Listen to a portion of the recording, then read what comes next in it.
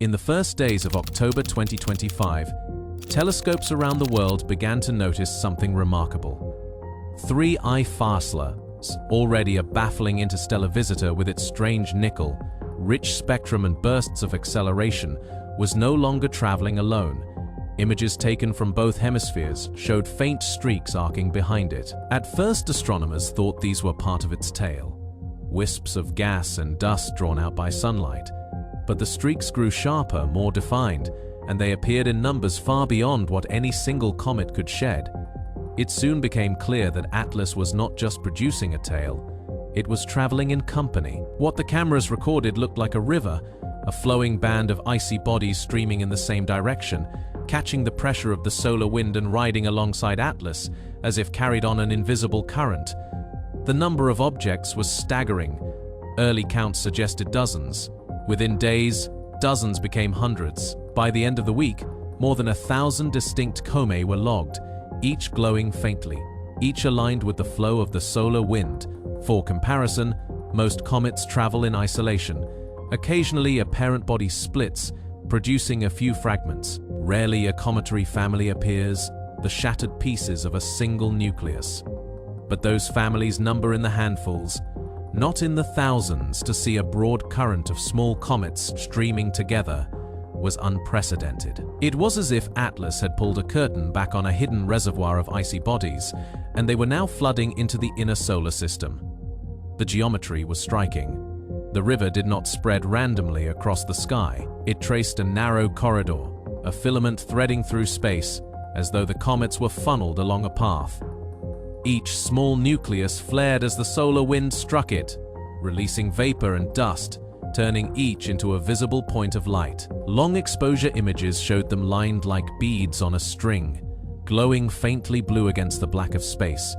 The phrase, "River of Comets," took hold, not just in media headlines but in professional notes. Astronomers had no better term. The timing deepened the puzzle. Atlas was already approaching perihelion with its blackout window looming. Swan, the even larger object inbound from the opposite side of the sky, was only days behind. To have a torrent of smaller comets appear in formation at that same moment strained belief.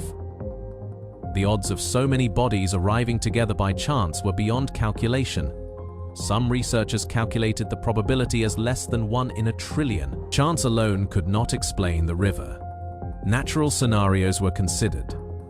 One idea suggested that Atlas was the leading edge of a disrupted interstellar stream, a filament of icy debris torn from a long-period comet family.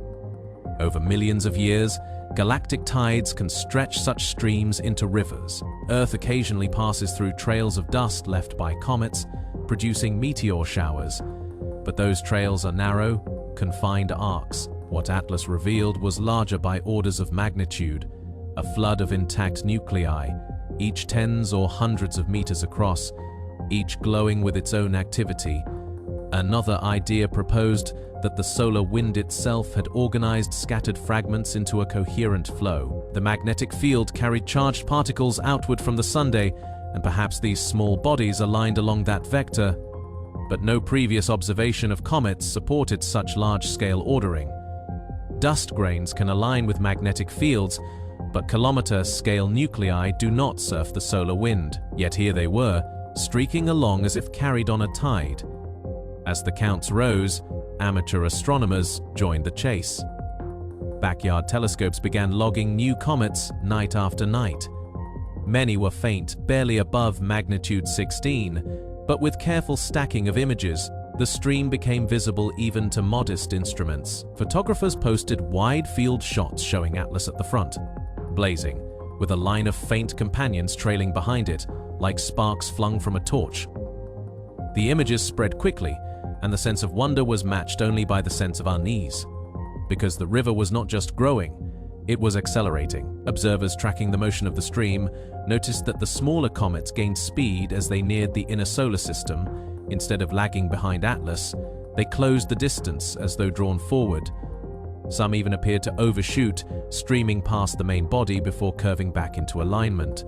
The motions defied simple gravity. Something was steering them, or something was drawing them along a path. spectroscopy added further strangeness. The small comets in the river did not all show the usual water signature. Some released mostly carbon dioxide, like Atlas itself. Others carried unusual ratios of carbon monoxide and cyanogen. The diversity suggested they had different origins. Yet they all followed the same current. It was as though the river had gathered bodies from different sources and was now guiding them together. The most dramatic evidence came from coronagraph images near the Sunday instruments.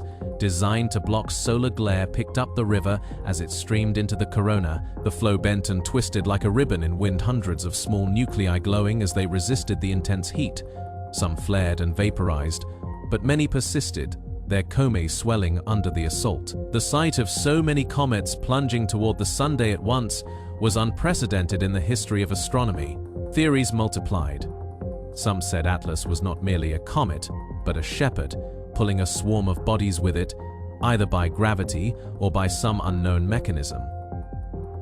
Others suggested the river was evidence of a coordinated release, as if Atlas were deploying smaller bodies deliberately. The idea sounded impossible, yet the pattern looked more like deployment than coincidence. The comets followed intervals too regular, spacing that resembled waves in a fluid stream. Agencies again restricted data. Requests for raw coronagraph images were delayed. Live telemetry from solar observatories went down for maintenance. Amateur networks noticed that some online databases of near-Sunday objects were suddenly out of date. The silence fed suspicion. If the river was merely a natural phenomenon, why hide it? If it was not natural, what did officials know that they were not sharing? Meanwhile, the river thickened. By the 7th of October, estimates suggested several thousand individual bodies. Their combined brightness created a faint diffuse glow around Atlas, like a moving nebula. The river stretched millions of kilometers, curving with the solar wind sweeping past Mars' orbit.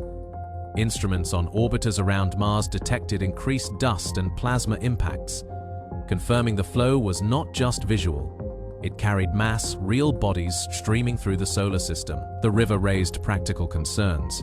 Thousands of cometary nuclei meant thousands of potential impacts. Even small fragments could cause devastation if they intersected Earth.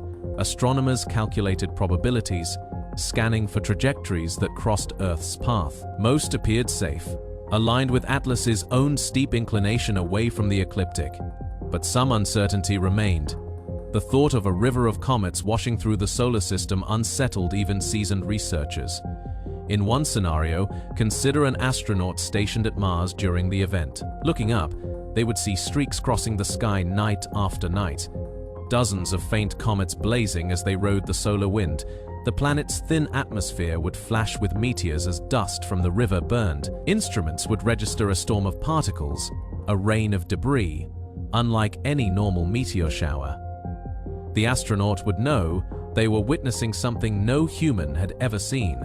A current of interstellar bodies flowing past a shepherd at the front. On Earth, backyard astronomers could see only faint hints.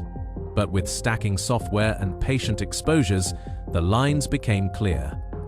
Each small dot of light was another nucleus, another traveler carried by the tide. The sense of scale was overwhelming. It was as if a galactic river had broken into the solar system, and humanity stood on the shore watching it pass. Some proposed that the river was evidence of a hidden reservoir in the galaxy, streams of comets wandering between stars. If so, Atlas had become the first to reveal such a structure. Others insisted the ordering was too clean, the timing too sharp, the connection to Atlas too direct.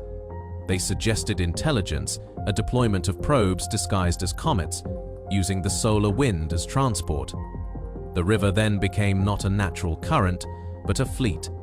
Evidence for that view came from brightness variations. Some of the smaller bodies glinted in patterns, brief flashes at intervals, like mirrors turning in unison. In natural comets, glints occur randomly as surfaces rotate in the river. Some glints repeated, synchronized across multiple bodies, that suggested coordination. Even cautious astronomers admitted the data was hard to explain. As the blackout window arrived, the river disappeared into the Sunday's glare along with Atlas. For 10 days, ground-based telescopes could not track it. Only space-based instruments had a chance, and much of their data remained classified. When the river re-emerged on the far side of the Sunday, it was larger still. Thousands of comets streamed behind Atlas, each glowing, each surfing the solar wind as if tied to an invisible cord. The river had survived perihelion and continued to grow. The spectacle defied every textbook. No model of comet dynamics explained it. No catalogue of past observations prepared astronomers for it. A single comet can surprise, a family of fragments can amaze, but a river of thousands riding the solar wind in company with an interstellar visitor was something else entirely. It was new, it was baffling, and it was unfolding in real time across the inner solar system. The river of comets now stretches outward, its leading edge near Atlas, its tail fading into deep space. Instruments across the world track its progress, logging each new nucleus as it appears. The numbers keep rising, the flow keeps thickening, and the questions keep multiplying for now. All that can be said with certainty is that 3I Phi Atlas does not travel alone. It carries a river with it, a torrent of icy bodies surfing the solar wind, rewriting the rules of what comets can do and leaving astronomers baffled night after night.